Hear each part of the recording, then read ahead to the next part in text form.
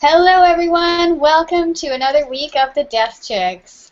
I have my co-host Patty Burgess-Brett, woohoo, and myself, Misty Lynn, and we are here to talk about death. That's what we do, death, dying, grief, and loss. And if you're here, congratulations. Like you gotta ask yourself, how many people sign up to go to a show to talk about death? Not too many, but you're here, and that shows us that you're really interested in life. Because Patty and I believe, as do all our guests, that as soon as we look death in the face and say, hey, you're happening, and we accept that, then we're really able to step fully into our time on this earth is limited. We're just humans walking the earth, we're going to die, and let's look at that and accept it and be okay with it. And the cool thing about Patty is that Patty does all the work about preparing for death, and she works in hospice, so she helps you be okay with dying and be okay with your loved ones who are dying. And my specialty is working with you after a death, so getting through those big feelings that we feel, grief and loss and not sure what to do if there's unresolved stuff. So, for instance, if you didn't see Patty and get some help in knowing how to be with a dying person, you might have unresolved stuff. So then you'd come on over to me, and I could help you get through those big feelings and feel okay with yourself to move forward confidently in life and have a great life yourself, so that when you get to the end, you're like, yeah, that was good, and I'm ready. Now, these last few shows, they've been about, we've really been focusing kind of on the afterlife and what happens after death. And the very cool thing about this is that I think that's half the reason we're afraid of death, is because there's this big unknown, and it's like, we know they're gone and they're not here anymore, and we're sad and we don't know where they are. And maybe if they made some mistakes, we might worry that they might be somewhere not very nice. And all of our guests and all of the reading we've done have shown that that's not true. So a big part of what Patty and I are trying to do is take away the fear of death. And part of that involves afterlife and what's going on there. And our guest this week, Sandra, is going to talk more about that, and Patty's going to introduce her in a minute. But I just want to bring up our little friend Billy. And Billy is more evidence that we don't die and that the body dies, but our spirit goes on. And Billy Fingers, this is the book by Annie Kagan, and it's the Death Book Club, which we're doing on the second round of the Death Chicks. So we're really hoping you're reading this, because it's a fabulous book. And we just got great news from Annie, the author, and she started a newsletter. So I'm really excited about that, because in her newsletter, she said that, hey, just because I wrote the book, it didn't mean Billy stopped talking to me. So Billy continues to talk to his sister, and Billy's dead. And in the newsletter, it was something from Billy. And I really wanted to read that this week, but I'm thinking, no, I'm going to save that, because our last show for round 2, which is not next week but the week after, we're going to be talking all about the book, and we're going to be having you involved if you read the book, and so we're going to save that. We'll save the juice, and if you want to sign up for the newsletter, that's great. And for now, I'm going to pass it on over to Patty, and she's going to introduce Sandra, our wonderful guest this week. So thanks for being here. All right, Misty, great opener. And, I loved one of the things you said. Death is happening, and it is happening. It's happening. We're talking about all sorts of death stuff here. And why I'm excited today is because I think you're going to just love and get excited about what our guest is doing, the book she's written, the journey she's been on, and her name is Sandra Champlain. Hi, Sandra. Welcome, welcome. Hello, girls. Thanks for having me. Oh, you're so welcome. Now, I'm going to give you a proper introduction. I want to read a few tidbits about you so that everybody can know who you are, where to get in touch with you. Sure. So, Sandra Champlain's fear of dying led her on a 15-year journey to find proof that there really was life after death. So, after the death of your father, you created a free audio, How to Survive Grief, and I think there's lots of people that want to understand that, because when you're in the midst of it, it doesn't feel like you're really going to survive. And, everyone's grief is different, but I think this could be really valuable. Mm-hmm. So it's a free audio that was quickly heard by thousands worldwide. And with this powerful information, it's reduced pain in the lives of those who are going through these particular journeys. And so she wrote, "We Don't Die, a skeptic's discovery of life after death," and has become a #1 international bestseller. Very exciting. And you know what I love is that is a declarative statement. I mean, we don't die. 3 words that are important for people to hear. May have a little controversy swirling around that, but we like that here. Yeah, I like it too. Gets people talking. It really does. It gets people talking. You're also the subject of the video documentary called by the same name, We Don't Die. We're thrilled to have you. Sandra's a highly respected speaker, author, entrepreneur, committed to making a difference in the lives of others. You also have, I can't say it's a secret life, it's a double life. You do some other things as well, yes? I do. I own a small coffee and chocolate store in Kent, Connecticut. I'm the absentee owner of that. Yeah, it's quite a few years old now. I started in 1991, so that's a great thing. I have a lovely manager who's running it, who's going to buy it at some point. That's one of those secret things. You ready for the other? Yes. The other is I'm a chef, and I travel with race car teams across the U.S. and go to Toronto, Canada, and cook for from 800 people per meal to our biggest race is in Daytona that we cook for 1,500 people per meal. And whose us is, it's my mom and I that started the business, and we have a handful of helpers, and we travel wherever these big race car teams go, and we feed them. And then the race teams actually win the races, and then they say it's because of the food. So that keeps me busy, and it keeps me off the couch. And yeah, it's a good life. It's a really good life. Wonderful. And the tie-in obviously to We Don't Die is you have to stay alive for all this gorgeous food you're probably making, correct? Yeah. I don't know. It's interesting because my mom thought of another good book title. She's like, what is it? We all eat and we all die. Like some things that all happen to all of us. Like we all have to eat to survive, and we all end up dying. So, not that that's a catchy book title. I like the one I have right now. But there is something about a common denominator with me, and it's everything I'm up to. It's like, it's 3 words, making a difference. So whether it's giving somebody a good cup of coffee or a piece of chocolate, or it's at the racetrack, fueling people from the insides, because obviously it's not just the food. We create a really warm, comfortable atmosphere for guys that are driving around a racetrack 200 miles an hour. It's a very safe place. And then even with the book, of course, it's not just about life after death. It's about life now and how we can live a powerful life and not be afraid of when our bodies disappear. So making a difference really is what I'm about on the planet. Wonderful. Well said, because I think that's what Misty and I try to do with this forum, is to start to talk about death, yes, maybe even afterlife. Right. But what we want to do is these concepts, we want to back them up into life so that we can create the life of our dreams. Can I share just a little bit about what happened at the racetrack with me? Because it's a perfect thing about tying in my racing community with this book community. Let me just show off my book, can I? Absolutely. That's it? Yeah. Oh, yeah. Woo. That's my baby. There it is, right there. Anyways. Let me also mention, too, that it's wedon'tdie.com, where you can find out about the book, about Sandra, about all the other things that she's up to. But tell us the story, yes. Yeah, the story is before the book came out, I was petrified about what people would think of me, because I never bought into people that believed in mystical stuff and a lot of spirituality. And like, I'd go through a bookstore and I'd see that spirituality section, and I thought those people were losers, like there's no evidence of anything, just live life now. That was my attitude. So after my journey and after I met the publisher and then my book came out, it came time that I really had to come clean with my environment, my work and friends and everything, that I came out with this book. And I was so scared, because what would people think of me? I'd be they'd think of me as one of these woo-woo crazy people. So lo and behold, I have to picture this. I have a big tent. We have a big, huge tent with a buffet down the center, and we feed all these. It's predominantly men. There are some ladies at the racetrack, race car driver women, but mostly men.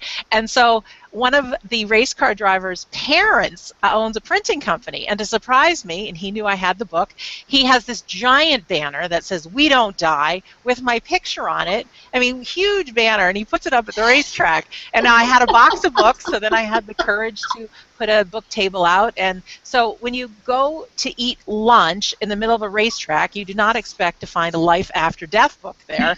So talk about controversy. But what happened was, what was really awesome is people would come up to me, most of them very privately. Like one guy had lost his son when his son was 5 years old, and he never really told anybody in racing that that had happened to him. So he's like, you know, ended up giving him a book. And one of the race car drivers, who's actually retired now, and he's a television announcer, he came up to me and he's like, Sandra, what's this all about? You know, and I thought he was going to think I was crazy. But he says, I want to tell you something I've never told anybody.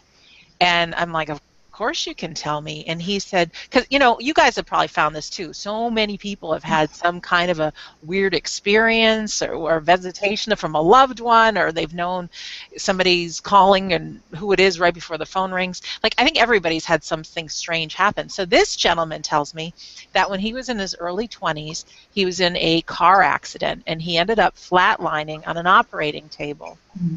And he said, in that moment, he says, my grandmother and my grandfather were there. Of course, they were both deceased. He said it was a world more real than what we even are experienced right now.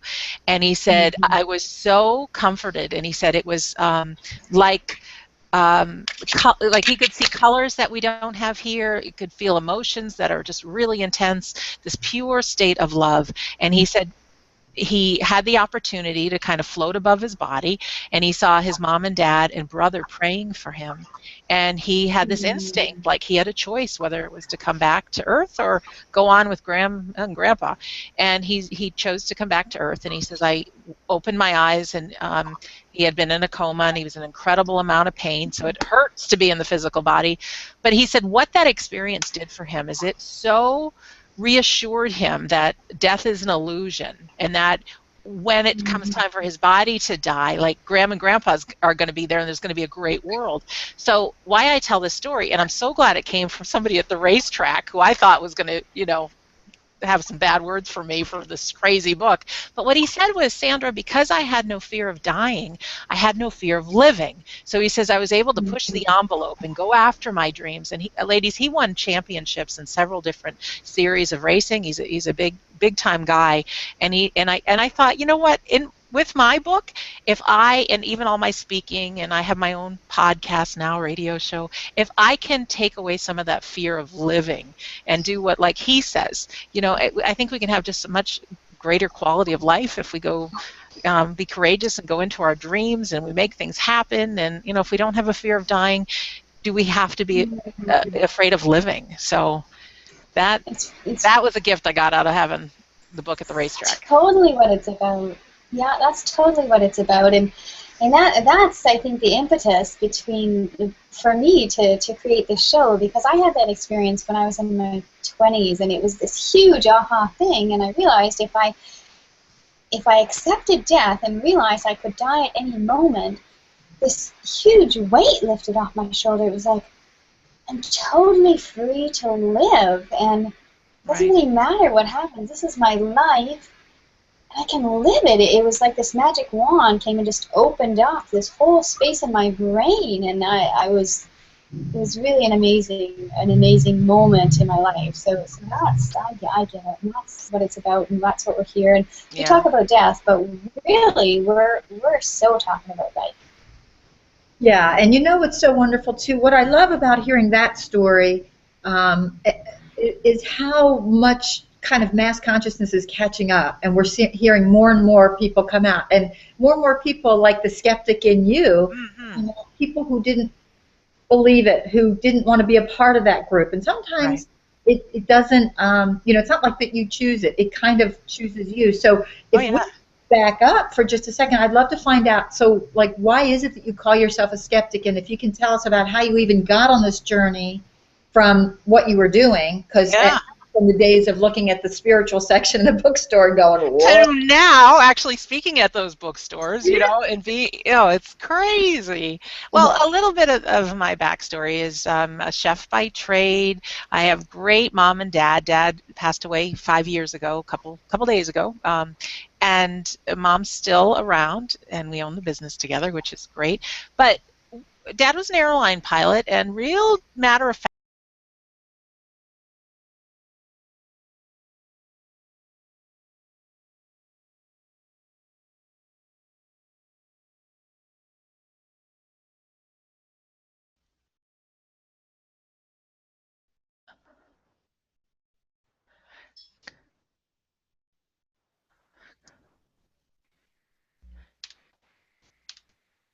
girls, I got disconnected. Are you here?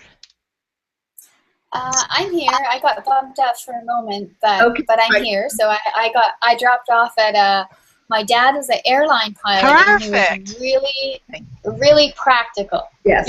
Yeah, and there was a medium in town, and all I remember is hearing is like, there's no evidence for that. That stuff's not real. If we can't see it or hear it, or, we have to use our senses to know things are real, and there was no credibility in that kind of weird stuff. So I think as kids, we just kind of adopt whatever's in our household, and it's not like my parents spoke about it much, but I just had this knowing that if I can't experience something, it's not real. So I wasn't even open. And I'm 49 years old now, and back in those days, when there was somebody who was real spiritual or mystical, I mean, they dressed kind of like a gypsy and they spoke weird, and some of the lingo coming out of their mouth was so airy-fairy that I just thought, oh my God, like, what's wrong with these people? So that's kind of what I grew up in, and that was reality for me, and so nothing wrong with it. But I ended up developing an incredibly humongous fear of dying back in the early 90s, and I'm not exactly sure what prompted it. I had a grandfather who passed away, and I had worked in a nursing home as a kid, and my mom thinks I saw a lot of death, so maybe something was developing in my subconscious. But anyways, I woke up one day just like I couldn't handle the not knowing what happens after we die, and more specifically, does Sandra live on when my body stops?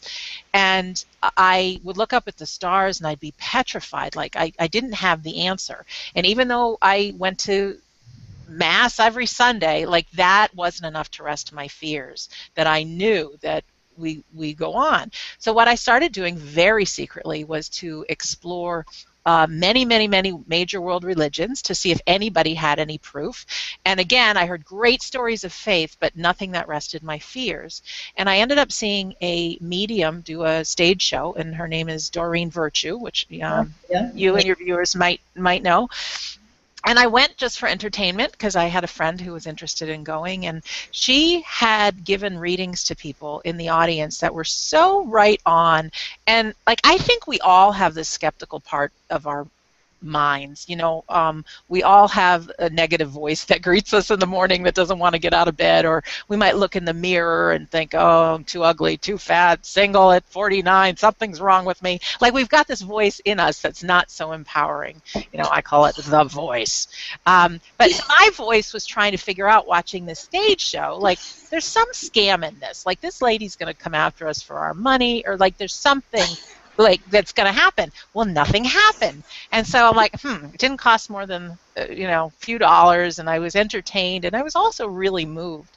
But the part of me that was afraid of dying is like, what if this is real? So I very secretly went on Doreen's website, which is angeltherapy.com, and I found out that this is back in 2004, 2005, that she offered a weekend course in mediumship. Meaning, you fly to California, and in 3 days, you will be somebody who can effectively tell the deceased people around others. Right? That was the promise of the course. And it was really expensive, and it was money I didn't have, but, just for that chance that maybe I could learn something, I booked my ticket, and I flew to California. And girls, this is when the door starts opening. Like, there is really something to this. Patty, what are you trying to say? That was yeah. She got you to spend money. No, I love Doreen Virtue. I do too. No, and it was really money worth spending because, well, here's what, can I share what happened in the course? Yeah. This is the thing that told me, like, this is real. So I am greeted with a group of about 20 people. There's only a couple of men and a bunch of women, and a lot of the women had the long angel gowns on, and, you know, there I was back in the day in my khakis and my polo shirt, like, not fitting in. And you know, the voice inside my head is saying, you know, loser, you know, you spent a lot of money, you're not going to prove anything, you know, you're going to be in a worse place financially than when you started. But I set it aside and I said, no, honest to God, I told people I went to another kind of course in my life. I didn't tell them what I was doing, so I lied my butt off just to protect my identity, because I don't want people to think I'm crazy, you know, and we all have this fear of what other people will think, you know. I mean, it's a very, very real fear. But while I was in the course, Doreen started off and she says, now, I'm going to rest everybody's fears, you know, we're not going to jump into medium reading, but she says, I want to explain how it's done. So we're going to just do like a practice session, but we're not really going to do anything. So she says, everybody grab a partner. And so I picked this lovely looking lady and I said, you know, you want to be my partner? I'm Sandra. And she told me her name. And so Doreen's coaching us through this. She says, I want you to just pull your chairs up so you're sitting knee to knee, hold hands. She says, I want you to close your eyes. Somebody go first, you know, somebody pick A and B, so I decide to go first. She says, you're really going to have to evoke your creativity for this exercise. And I'm like, oh, I can do that. I'm a chef. I'm creative. And she says, I want you to close your eyes and envision a really safe space around you. And so I've got my eyes closed, all right. And then she says, now our deceased loved ones are still their same people after they've crossed over. So you have to be polite and introduce yourself, just silently, but introduce yourself. And if there's somebody that wants to come through, I'm here to listen. And she says, just for the sake of this exercise, she says, I want you to invent somebody standing behind your partner. And then, you know, just tell your partner the story, who they are, maybe what they died of, if there's any message they want you to give to your partner. So you have to imagine I'm sitting there with my eyes closed. And so I invent right behind the woman I'm talking to. I said, well, I see a man standing behind you.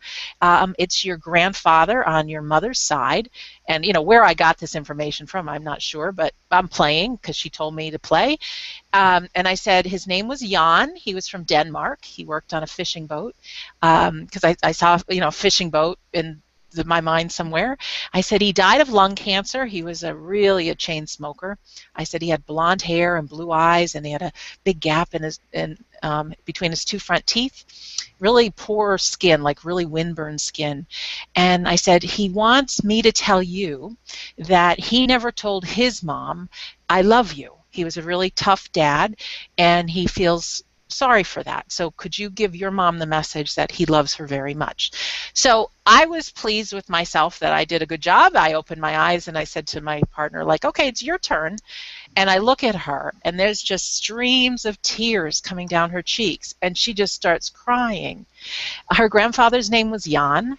He was a fisherman in Denmark. He fit the description. Chain smoker, died of lung cancer, never did tell his own daughter, which is her mom, that he loved her. So it couldn't have been a better reading, and scared the heck out of me. She turns to me and she describes my grandfather, complete with his German Shepherd, having a cane, his work uniform, what he used to wear, what he looked like, and that he's one of my spirit guides now. And it was like a holy cow moment, you know, that it really changed my life, because it was like, if this is possible, there's something to this. So I spent the next 3 days in that class doing medium readings, and I was only right like 30 to 40% of the time. The rest of the time, it really was my imagination. But for anybody who thinks they've had a dream of a loved one coming in, or feels like they saw somebody, sometimes when we're zoning out driving a car, we can feel like there's somebody with us. It really could be that person, because they do show up just like our imagination. But that's the thing that first opened the door that said, this is real, and actually did start easing the fear of dying. And then, being the person I am, it's just like I wanted more evidence, I wanted more ammunition, and so very secretly I just kept studying. So, wow, what a story. I know. that had to, it's kind of like, oh my gosh, here I am, this conduit of information, Right. and you were kind of like blowing it off. Yeah. And it's coming from me, not somebody who's special. You know what I mean? Like Doreen Virtue. Yeah, It or wasn't somebody. Doreen Virtue, it was Sandra. It's me. So Sandra, I'm wondering, so you kept questing. This is like, Yeah. this happened for you. This must have been a major, Oh. just boom, your whole Okay. world changed over the course of, this little 5-minute play with your imagination. Wow. So your eyes are probably like this much more wide, and you're a little bit freaked out, but amazed at the same time. So you go digging. You're like, okay, it's happened to me. I want more proof.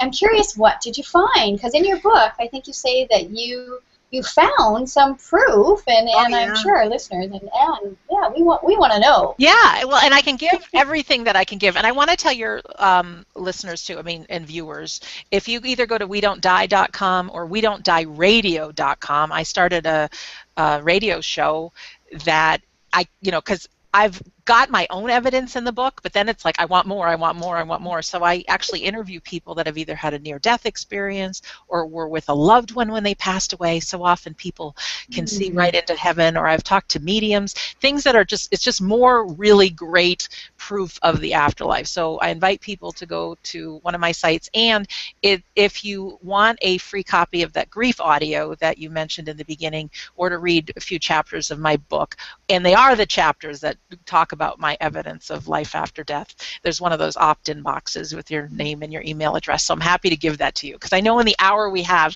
I can't give you everything, but I want to make sure your viewers and listeners know that they can have it all. So here's some of the other things that I studied. I studied reincarnation, which is a biggie, because I'm of the belief that recycling should be done on the planet, and why do we just get one chance with these bodies, especially when we lose a loved one who's very young. I mean, often we lose a child and it's like that's their only shot in life. Like, I find that hard to believe. So Dr. Ian Stevenson, who's now deceased, he actually studied over 3,000 cases of children who at a very young age would report that they were someone else, and they had some really evidential stories of people, and they'd know their names, where they lived, what they did for a living. Like a kid in India could speak French fluently and was talking about drawing portraits of people along the river, and that artist really existed, and he wasn't anybody well known that would have been in any books or anything, so lots of those stories really got me to believe that reincarnation is real. Near-death experiences, and that's, like I mentioned a little bit before, when people flatline on an operating table for a few moments. People go to wherever you want to call it, the heavens, the hereafter, and it's very real.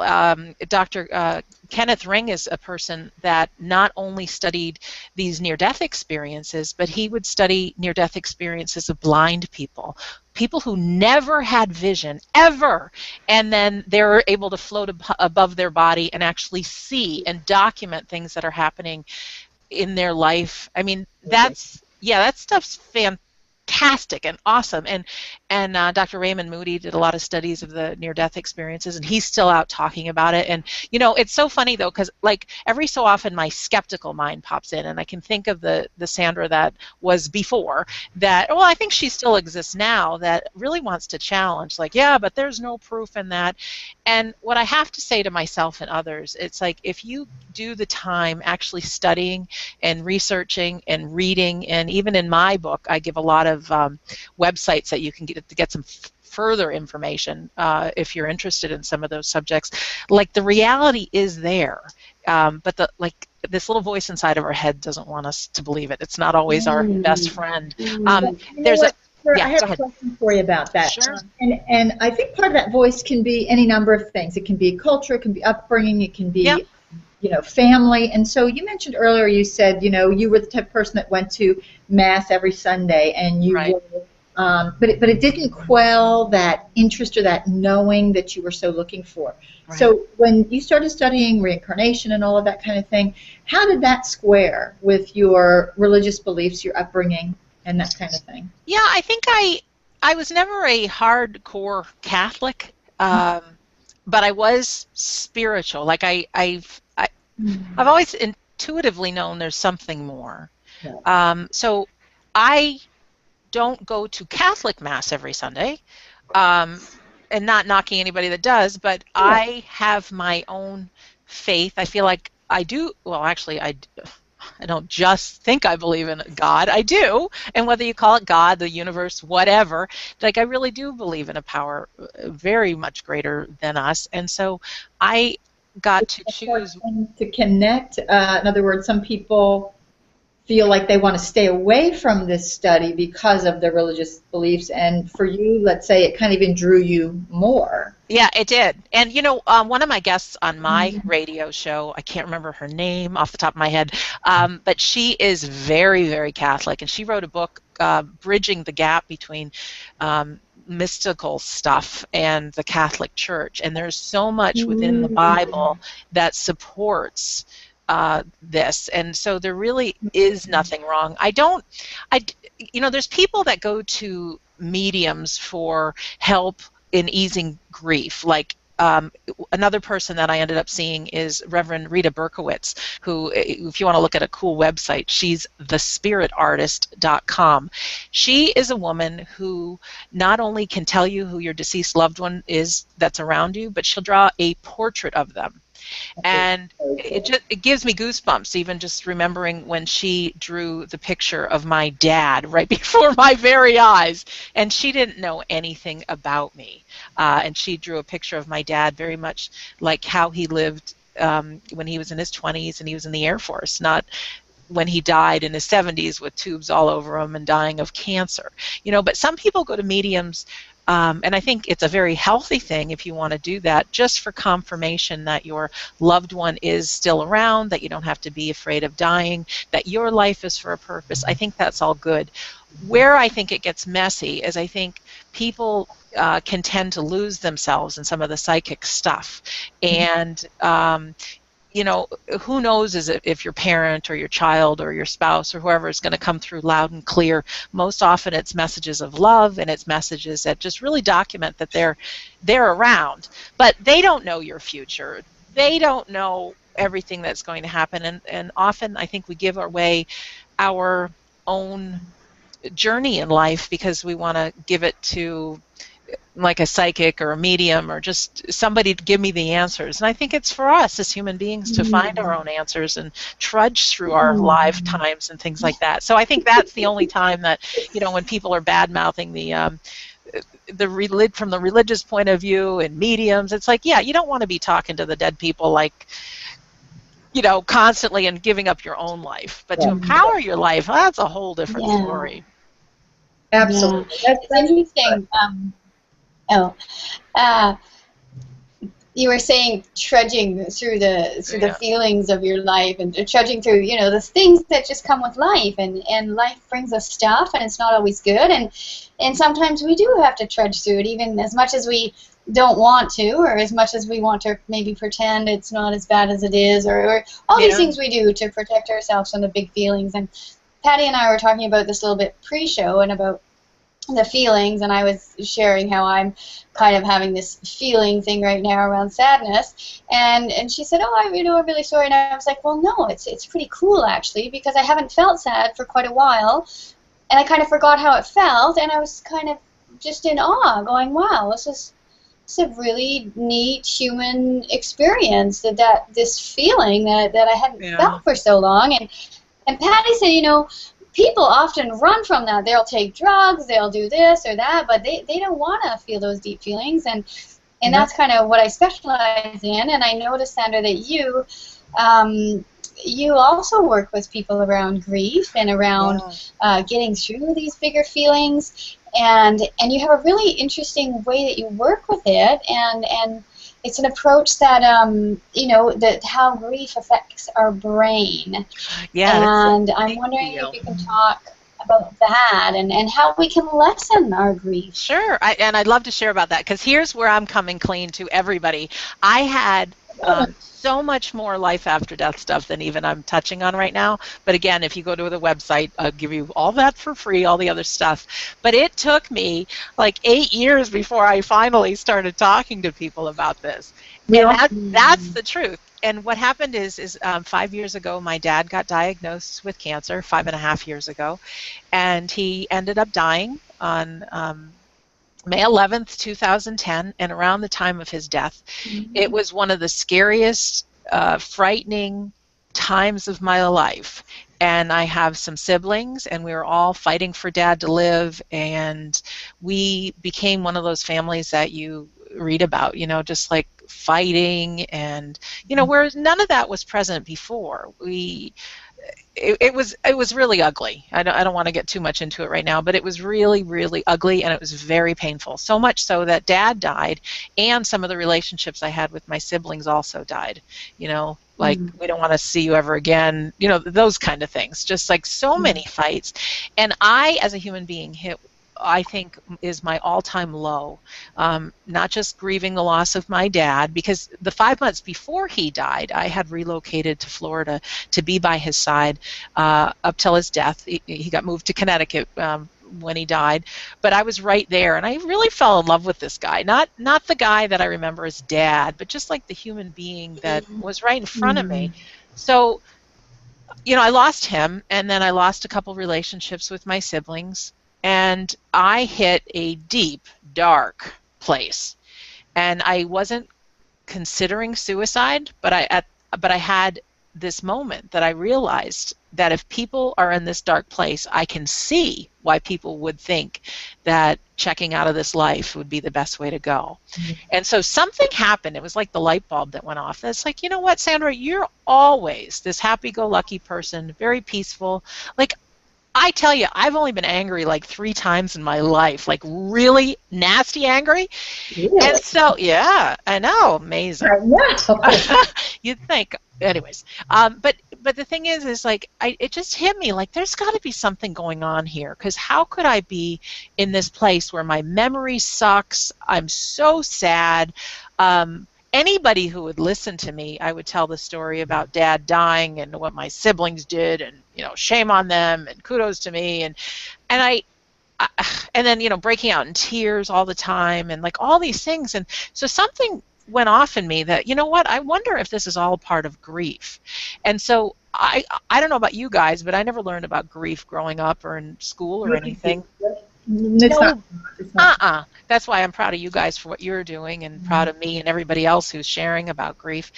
And so I really started to dig into what grief is, and I got it. When we lose somebody we love, it's going to hurt. Yeah, hurt, yes, but like devastating and crippling, and the uncontrollable tears and suffering. Why all that? Really, why all that? And why all this nonsense with my siblings? Why the fights with people that I love the most? Why such miscommunications and arguments about things that didn't even happen? Like, why that stuff? So I got this whole world that opened up to me about grief, and I went actually from like the study of the brain, and our bodies and brains all work on these neurotransmitters. We've heard of things like serotonin and dopamine and adrenaline and all these things that are like oil for your car. Like, we need these different things to operate properly. Well, when we grieve, we can lose some up to 90%, and this is rough, of our healthy brain chemicals, because when we grieve, like, we're in a state of shock. Our body, our brains have to readjust to a new reality without that person. And sometimes we go through a divorce. You can grieve there too. You can lose a job. You're grieving there too. You can be diagnosed with an illness. You're going to grieve. Anytime there's a major change, we can go through the grieving process. So the brain is trying to readjust to its new reality. So these healthy brain chemicals kind of disappear while your brain is trying to reformat itself to the new reality. And I compare it, and this might be a poor comparison, but when we are in love with someone, so it's my dad or somebody with their spouse, or even a really deep connection with a job or whatever that may be, and we lose it, if you can imagine somebody who's addicted to like a painkiller or to a drug. You know, they're like, when we love, that is a chemical connection to somebody or something, and that's very real. And so when that breaks, grief kicks in. I mean, we are going through with the withdrawal process. And if you can imagine somebody who's coming, off of cocaine or something like that, and they're a mess. I mean, they really are. It takes a good long time for their brains and their bodies to get acclimated to the new environment without the substance. Well, you know what? Similar things happen when we grieve, and it takes time for us to get whole again. But the problem is these healthy chemicals that we normally have in our bodies and brains, they're used for things like our memory, our perception, our sleep cycles, our moods. So it's no wonder either we sleep too much, or we eat too much, or we don't sleep enough, or we don't eat enough, or even the whole world of communication fails because those chemicals are used for our communication. So like, I had a gigantically huge aha moment about a conversation I had with my sister. I mean, she really believed I said XYZ about my dad's care before he died. And girls, I didn't. I said something else.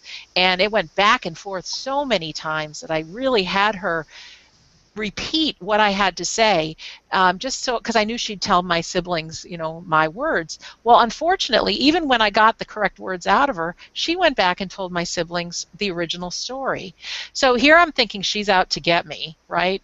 And really what's happening is a grieving brain, and grief can kick in before somebody passes away. A grieving brain just can't hold information clearly.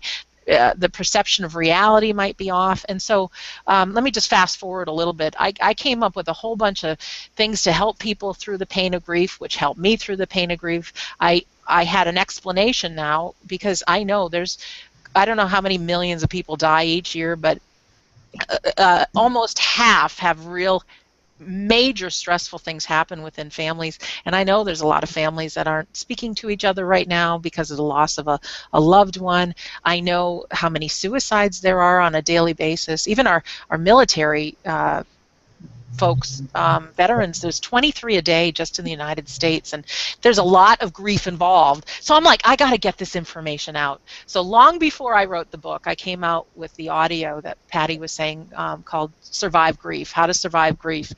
And here's an easy way to get it, survivegrief.com, free. Just press play. And it's a 70-minute audio about what grief is and how it impacts the brain and impacts the body and steps to ease the pain.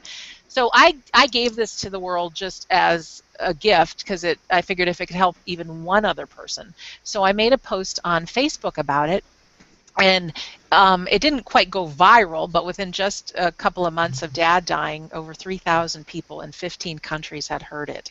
And so people were listening and sharing it. But the thing that really told me, like, this has to get out for the public, is I started having people report that they chose not to commit suicide because of my words. Like, how I describe the grieving process and what it's going to feel like internally. People were having these aha moments, like, there's nothing wrong with me. If you've never grieved before and you're grieving for the first time, it is the worst thing in the world, as most of us know. So interesting you bring this up, because there was a big fight a couple of years back in the mental health community about making grief to show up in what they call the DSM. I think it's up to 5. It's a Diagnostic and Statistical Manual. They wanted to be able to medicate people out of grief. And the sadness is, I'm not saying that there isn't sometime a need, especially if it gets complicated, but to look at it as to jump right to that versus to talk about the kinds of things you're doing and to pre-grieving. I think there's many people who do this pre-grieving, and it's a steady, slow decline of those brain chemicals you talk about. Sure. And, if we can bring it more into this arc, that bell curve of normalcy. In other words, that it's okay to feel this way, it's normal to feel this way, and what to do to take care of yourself during this time, then maybe, as you say and your words did, we can save a lot of people from really unnecessary Yeah. secondary experience. Like now, not only do I have the grief, but now I've got to beat myself up because I can't find a way out. Yeah, it's brutal. And years ago, people would wear a band around their arm to show I'm grieving, like have compassion for me. And they'd wear that for 6 months to a year. There was, in the days gone by, there was so much acceptance and compassion for people who have had a loss. You know, ladies would wear black forever, you know, things like that. And now you're lucky if you get a week off or a weekend off if you lose somebody. And it really takes something. You know, Dad died 5 years ago, but it really wasn't until 1 year ago that I really started to feel like Sandra again.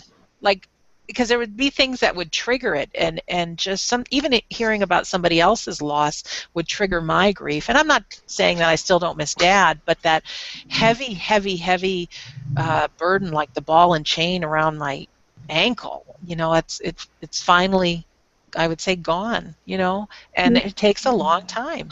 Can you share just a couple of things on this, just to kind of sort of prime the pump, so to speak, what Yeah. you got and what you did to help yourself? Yeah, priming the pump's a good way, because if we can distract our mind from grieving in a good way, you know, there's a possibility of some healing, even if it's just for a couple of seconds. So a girlfriend of mine took me to a puppy place. You know, it was a mom and pop operation that was selling puppies. And so as sad as I was, and as devastated as I was, like, I had to be in the present moment when, you know, I'm getting licked by all these little cute critters, right? Yeah.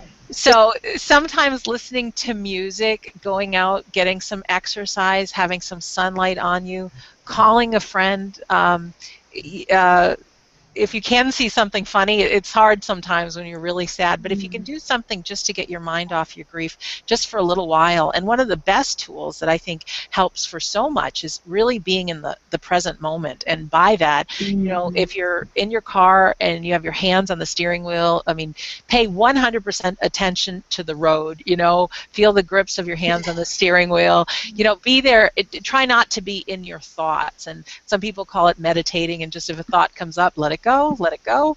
I've got a cat, and if the cat's on my lap, 100% petting this cat named Harry, and just feeling the fur under my fingertips, and just really being in the present moment. And a little hidden gem in this being in the present moment now, because you got to remember, I'm the we don't die girl. I've interviewed psychics and mediums, and even when I had that great medium experience in California, it all took place in the present moment. I think when we can quiet this inner chatter, not only is it the time that we can rebuild these healthy brain chemicals, but I think, you know, we've heard some musicians do their best thinking, you know, whether it's in the shower or when they can quiet their mind. And it's like, I think that being in the present moment really is the access to the miraculous and to healing. And that place, that's a beautiful way to say it. And yeah, we talked about that place of presence, and that place where it even stunned yourself that you came up with something you thought it was your imagination, it was reality. And how many times do we doubt ourselves? How many times do we let something go that is really powerful and there for us? Yeah, and don't knock the crappy stuff that happens in your life, because in the time I lost my dad, yes, it was the most devastating thing to me, but you know what? It's been the biggest gift, because out of me hitting my all-time low, had me start searching about grief, had me not only write the audio, but I, you know, truthfully, to tell a secret on myself, you know, one of the reasons I wrote We Don't Die is I didn't think everybody would buy a grief book, but you know what? Mankind's biggest fear is death, so man, I'm titling it We Don't Die, and I put in all the information about my life after death, but chapter 10 is that grief audio. It's in there, and then, you know, like I said at the beginning, I'm about empowering people to live life now, but because of Dad going the way he did, I was able to create something so big that's helped tens of thousands of people, and I don't know how many more stories there are about people that have not chosen to end their life. And I mean, I get emails from readers all the time, like really beautiful things. So I know it's going to make an impact. So for you guys too, and everybody who's watching or listening today, when you look back at your life, there's been some pretty awful things that have happened, but those things, I mean, if we're straight with ourselves, we've had a lot of growth as being a human being out of them, and we've turned into a better person because we've had them. So, you know, you might be stuck in grief right now and in a really dark place, but if you can find a little bit of hope that because of it, there's going to be something, whether you're going to be able to make a difference for another person or for somebody in your family, but or just grow even more as a human being, like that there's something in it for you.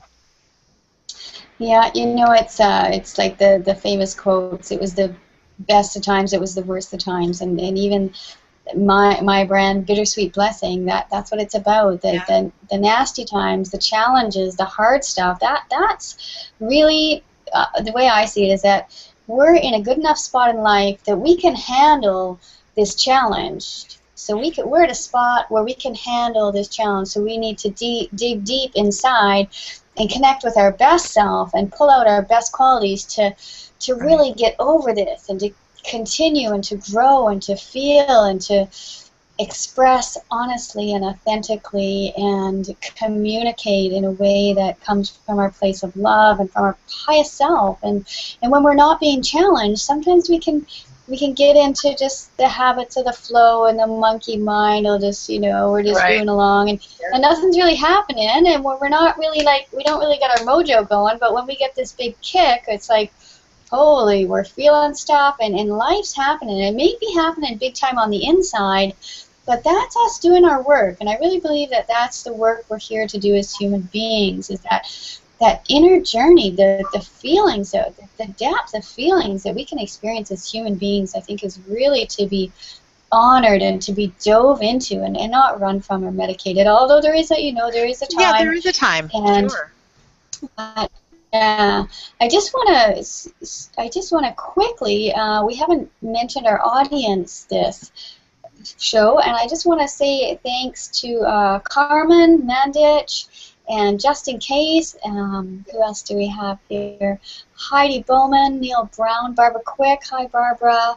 Manny St. Victor. Hi, Manny, and he's going to watch in Replay City. So thank you, Manny, for inviting others to our show. That's great.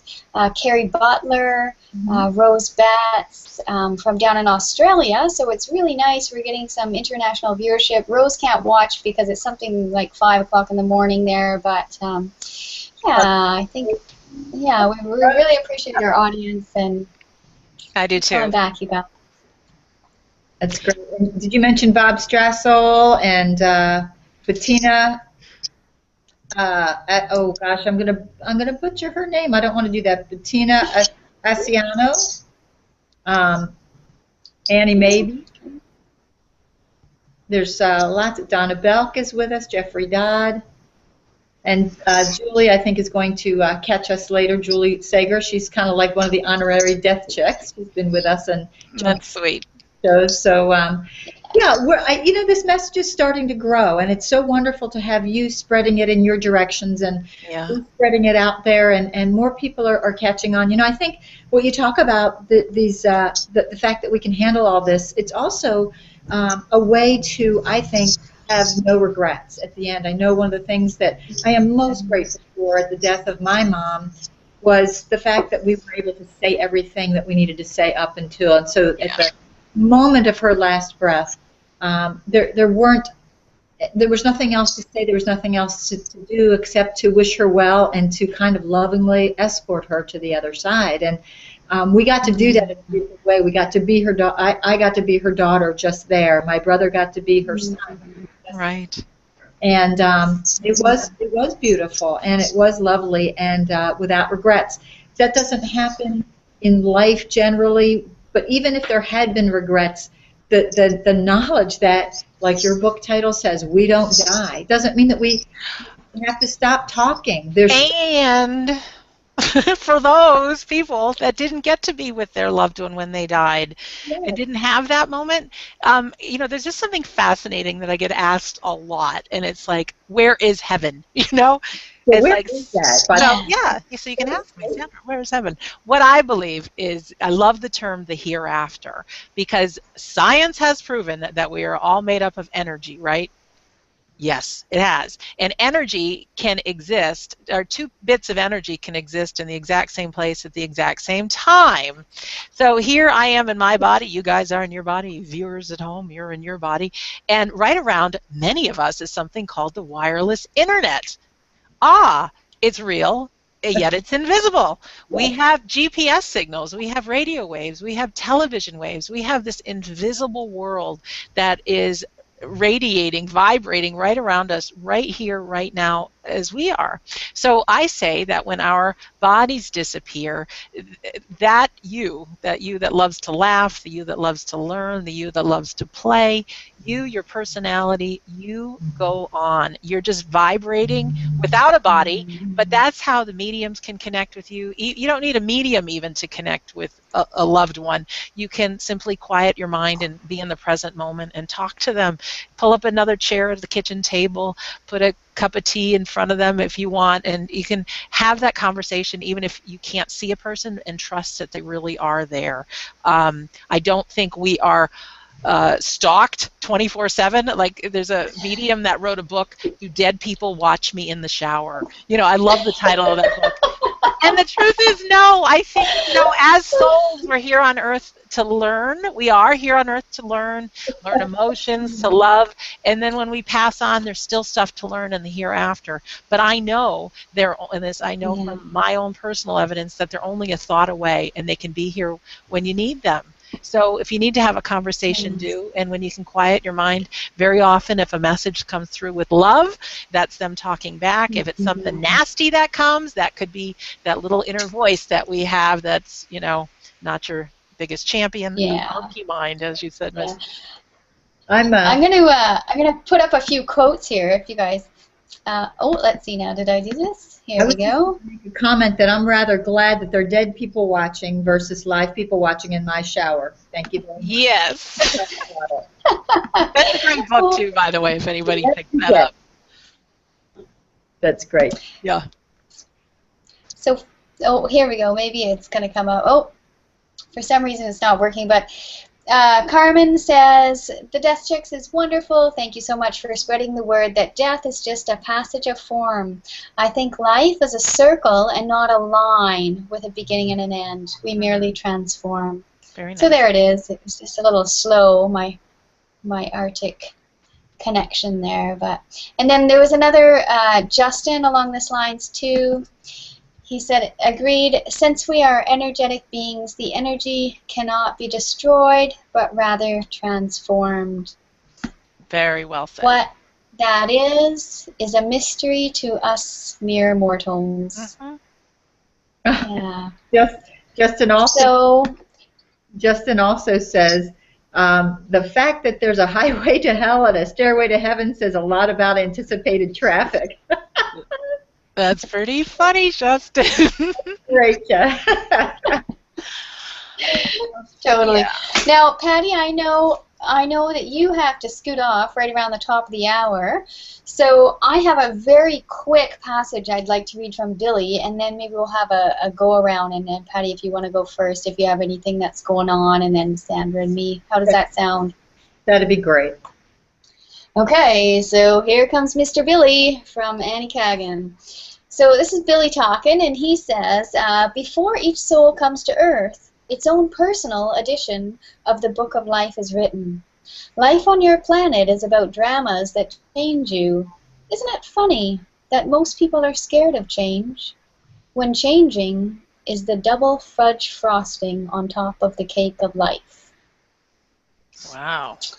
See, there's food. That was there's food and death and food and death.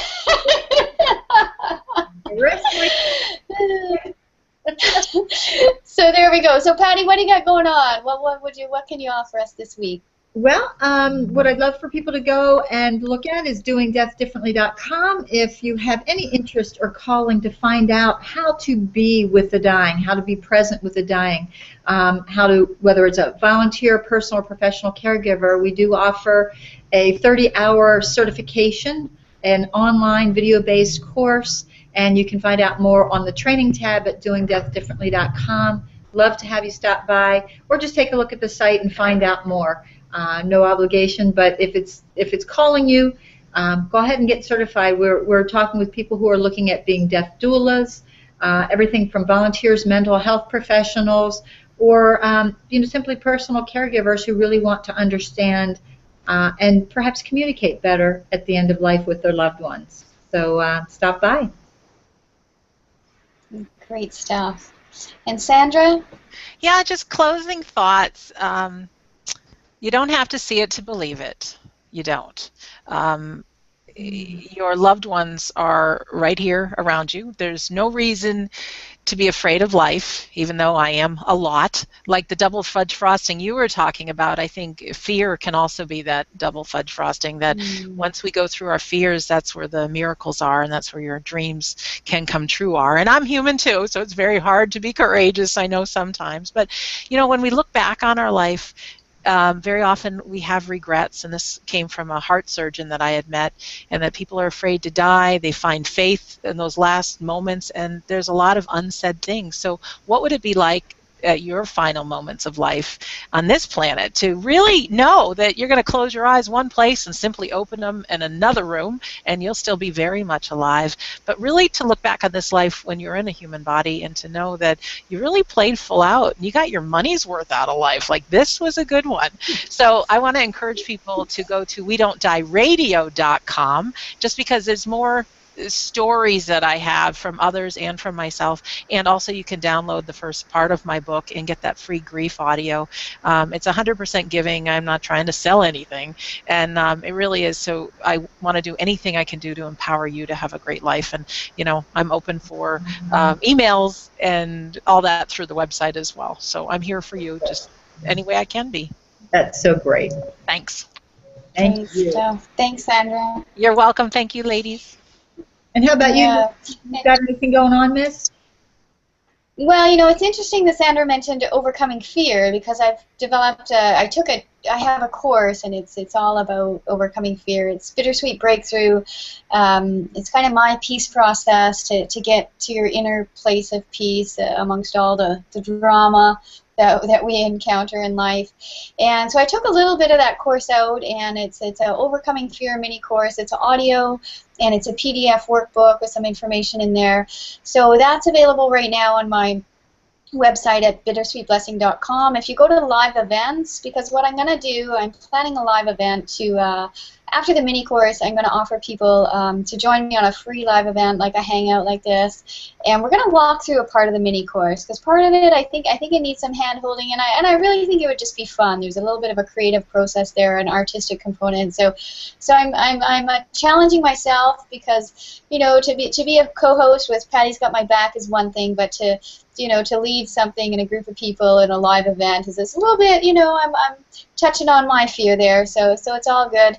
I have a favorite quote that I'd like to leave with, and that's joy lives at the edge. So I'm going out there, and I'm going to do this event, and I really hope you can join me. So go over to bittersweetblessing.com, go to the live event page, and you can download the mini course for free, and then just watch out, and when I get my courage up, I'll send you an email and plan this event, and it should be some fun stuff. So thanks, everyone. And thank you very much, Sandra. That was a really wonderful interview. You're welcome. And just so people know, Sandra has so wonderfully invited Patty and I to be on her radio show. So we're going to be recording that tomorrow. I'm very excited and honored, and just like you heard from Sandra, you can catch that radio show at some point in all of her wonderful other interviews. So, Sandra, be sure to post your I will. It's like we page is always here. That's so it. You can come back to it anytime. Wonderful. And with Sandra, it'll be our daily dose of death. You're going to have us today, tomorrow, and I love it, love it, love it, love it. All right, ladies, it was wonderful, and I will see you all later, I'm sure. Take good care and have a great day. All right, thanks, everybody. Thanks. Alrighty, toodaloo. Bye-bye.